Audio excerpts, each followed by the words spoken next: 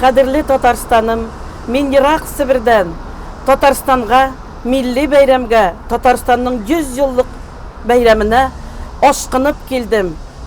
Татарстан гөрли яши бүгенге көндә.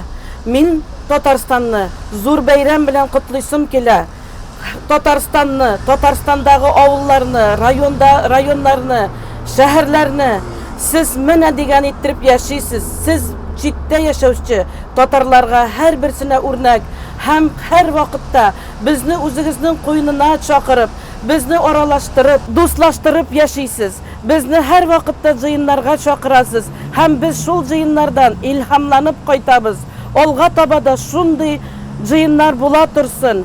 Һәм дә инде тагын бер кат әйтәсем килә, юбилеең котлы булсын. Гөрләп яшә Татарстан, һәрберсенә, һәр кемгә үрнәк бул. Бердәм булыйк, бергә булыйк татарлар.